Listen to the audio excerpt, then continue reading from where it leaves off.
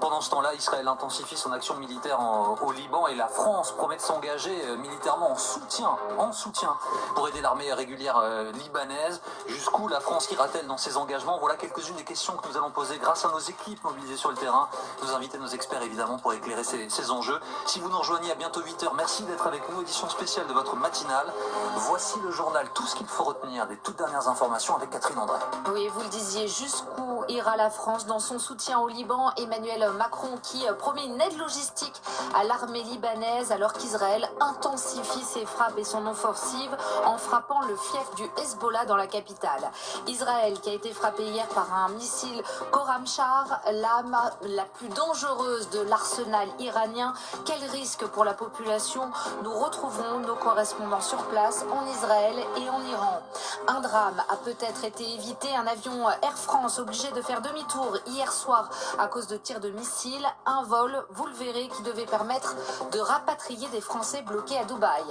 Et puis les Français s'inquiètent de la hausse des prix de l'énergie et certains font des réserves, notamment en stockant du fioul.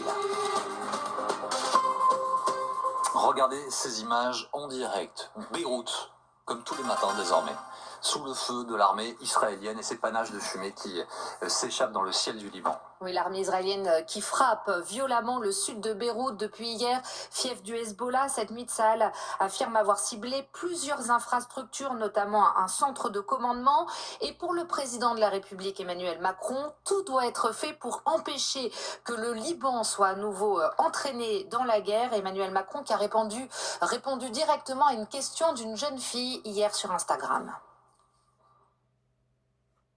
Et un tout dernier sujet, c'est le Liban, qui est en même temps aujourd'hui touché, très déstabilisé. On les aide à retrouver la paix et la légitimité, la souveraineté, le calme, alors qu'ils sont aujourd'hui bousculés par cette situation. Beyrouth sous le feu israélien, mais regardez ces images à la frontière entre les deux pays. Là aussi, il y a des frappes, là aussi, il y a des échanges de tirs, alors que Axios relaie un officiel israélien expliquant que plusieurs dizaines d'officiers des gardiens de la révolution iranienne auraient pris la fuite de Beyrouth ces dernières 48 heures pour éviter d'être ciblés. L'armée israélienne, elle, intensifie son action et promet même des surprises, ce sont les mots utilisés, Catherine, par l'état-major. Oui, Tsahal qui a annoncé une nouvelle phase dans l'opération militaire. Alors, quel est vraiment le plan de l'État hébreu? Les détails avec Hugo de Matos. Des explosions en plein cœur de Beyrouth, la capitale libanaise, bombardée par Tsahal durant la nuit. Quelques heures plus tôt, ces images de panique. On y voit des milliers de Libanais quitter la capitale à la hâte après un avertissement de Tsahal à évacuer. Message urgent aux habitants du quartier de Daïé à Beyrouth. Sauvez-vous et évacuez immédiatement vos domiciles. Tout déplacement vers le sud est interdit. Les frappes, censées viser les membres du Hezbollah libanais, elles marquent l'entrée du conflit dans une nouvelle ère. L'État hébreu promet l'enfer à la milice libanaise. Nous sommes maintenant à la frontière nord après que Tsahal a donné l'ordre à tous les habitants de Daïé d'évacuer. Vous vouliez nous faire vivre l'enfer? Vous avez déclenché l'enfer sur vous-même. Daïé ressemblera à Khan Younes. Mais alors, que prépare Israël au Liban? L'État hébreu dit vouloir éliminer les alliés de l'Iran méthodiquement. En plus des bombardements, Tsahal déploie des troupes au sol. Objectif, créer une zone tampon afin d'empêcher les attaques sur les localités israéliennes frontalières. L'État hébreu a prévenu, son offensive au Liban ne s'arrêtera que si le Hezbollah dépose les armes. Et on va tout de suite rejoindre notre envoyé spécial Bethsabée Salem. Vous êtes en Israël. Israël qui a été frappé cette nuit par l'arme sans doute la plus redoutable de l'arsenal iranien. On parle des missiles Khorramshahr, missile qui a été intercepté.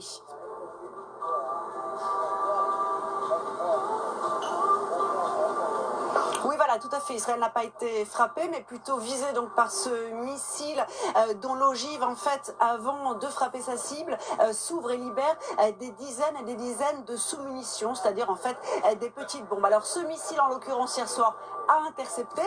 Ça a créé d'ailleurs une déflagration particulièrement étrange parce qu'on a entendu une très grosse explosion loin dans le ciel, suivie bien de dizaines de petites, entre guillemets, explosions, vraiment comme une forte mitrailleuse loin dans le ciel. Alors, il y a beaucoup de débris de ce missile qui ont été apparemment découverts à Tel Aviv et dans la région de Tel Aviv.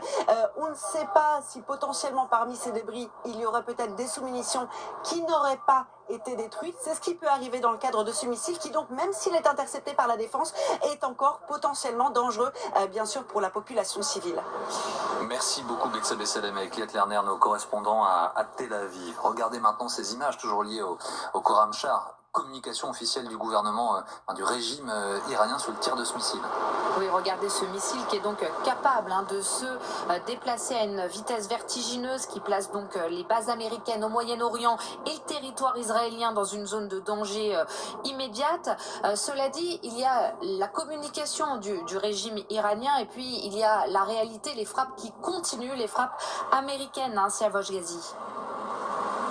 Absolument, des frappes concentrées à 5h30 du matin, il y a quelques heures maintenant, sur les quartiers du centre de la capitale iranienne, des quartiers tout autour de la résidence du guide suprême, mais un peu plus loin aussi. Et là, il y a donc à côté du palais présidentiel des bases militaires, mais tout autour, sur un long parcours de plusieurs kilomètres, il y a c'est des quartiers commerciaux et aussi résidentiels. Et lorsque, par exemple, il y a un missile qui tombe sur un commissariat, tout autour, il y a des bâtiments résidentiels, bien évidemment, et donc ça peut faire des victimes parmi les civils, des gens qui ont été surpris dans leur sommeil ce matin à 5h30, puisque les frappes étaient très intenses dans ces quartiers du centre de la capitale, contrairement à hier où les frappes visaient plutôt les quartiers périphériques de la capitale, là où il y a des concentrations d'installations militaires, des bases des gardiens de la Révolution, de l'armée régulière, mais aussi des Basijis, du Basij, qui est la milice islamique qui appuie les gardiens de la Révolution. Merci beaucoup Siavash Ghazi, correspondant France 24 RFI en Iran. Hier soir, un vol Air France vers les Émirats Arabes Unis a dû faire demi-tour en raison de tirs dans la zone. Oui, un appareil qui circulait à vide, sans passagers à l'intérieur. Il était parti de Paris-Charles de Gaulle pour rapatrier des Français actuellement à Dubaï, mais rien ne s'est passé comme prévu. Explication de Capucine Diez. Faux espoir hier soir pour les ressortissants français qui espéraient être évacués de Dubaï. Le vol Air France, qui devait les rapatrier jusqu'à Paris, a été contraint de faire demi-tour.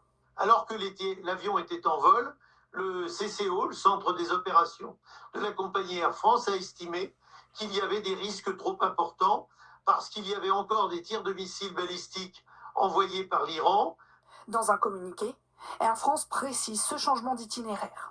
En raison de l'évolution du contexte sécuritaire à destination, le vol a fait demi-tour pour revenir se poser au Caire. Plus de 5000 Français souhaitent quitter la région, mais pour le moment, seuls 750 d'entre eux ont déjà pu regagner la métropole.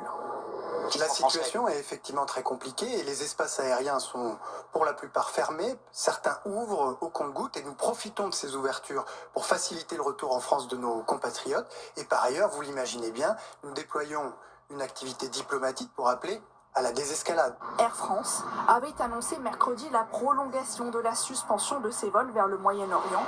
Seuls les vols de rapatriement de Français sont en partie assurés.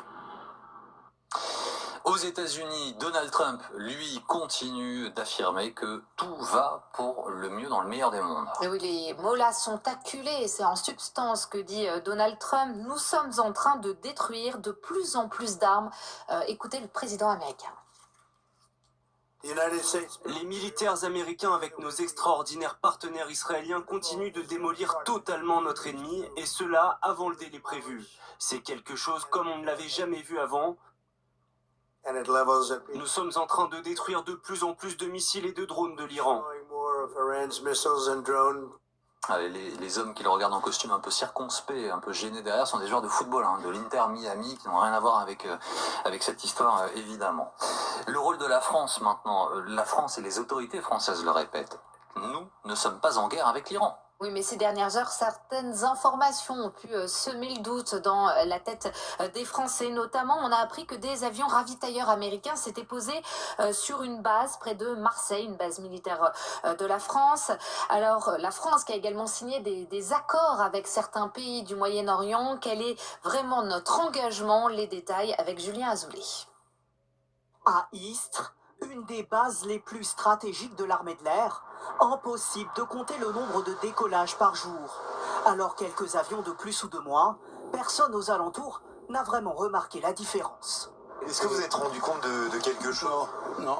Est-ce qu'ils vont arriver? Est-ce qu'ils sont déjà arrivés? On n'en sait rien. Ils, ce sont les ravitailleurs américains comme celui-ci, autorisés depuis quelques jours à se poser sur la piste d'Istres.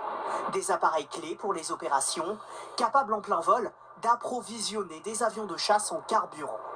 En accueillant les ravitailleurs américains, la France devient-elle par conséquent partie prenante du conflit?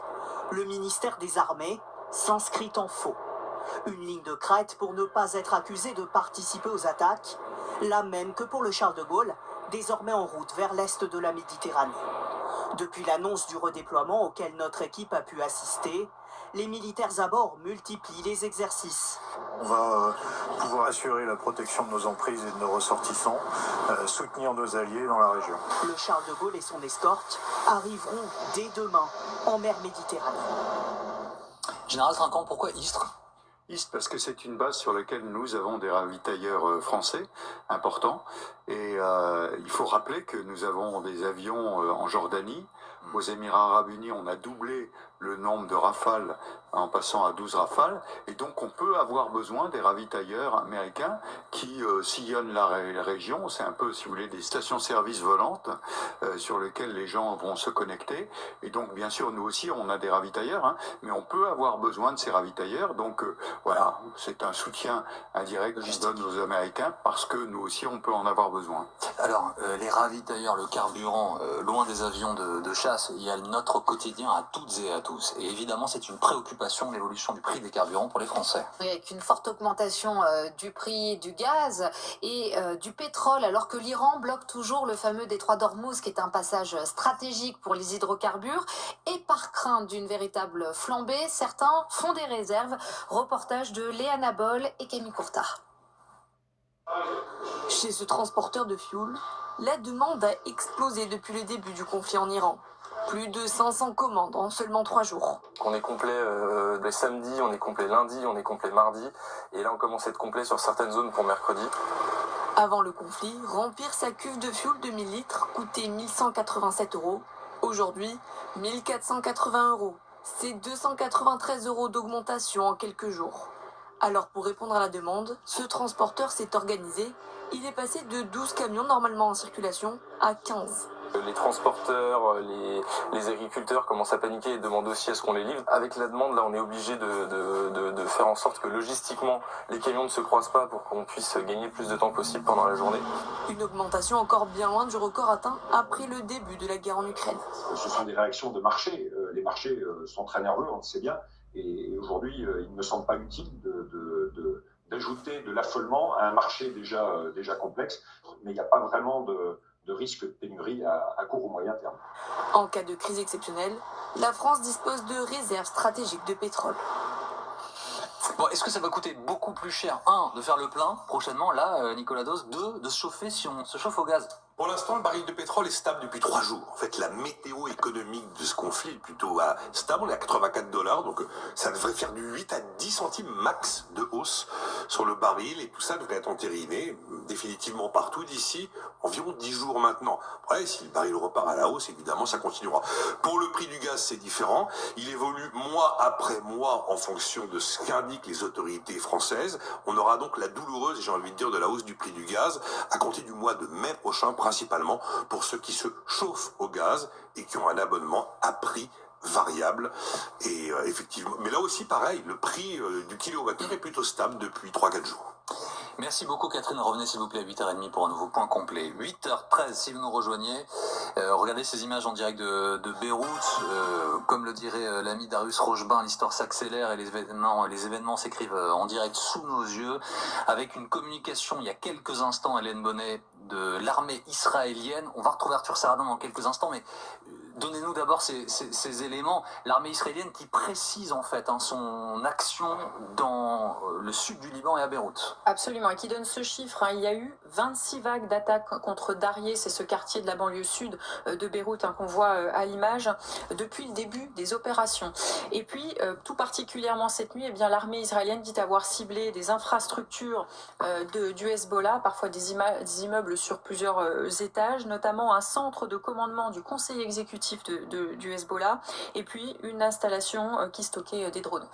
Alors, l'armée israélienne menace de transformer Beyrouth en nouveau Khan Younes, en nouveau Gaza. Arthur Saradin, vous êtes notre correspondant sur place. Alors vous nous racontez évidemment quotidiennement ces frappes. Vous dites vous-même qu'elles ressemblent jour après jour, ces matinées, ces journées au Liban. Est-ce que ces menaces d'une partie du gouvernement israélien font que la population libanaise s'inquiète plus ? Oui, parce que la population libanaise a bien en image ce qu'est devenu Khan Younes et ce qu'est devenu la bande de Gaza, une population libanaise qui vit aussi avec les traumatismes du passé.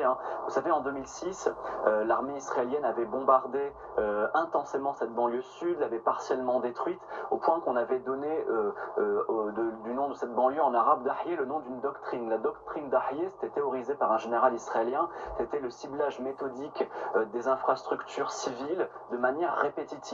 Et donc, ce terme de doctrine Dahieh, il est dans les esprits. Et les 700 000 habitants qui ont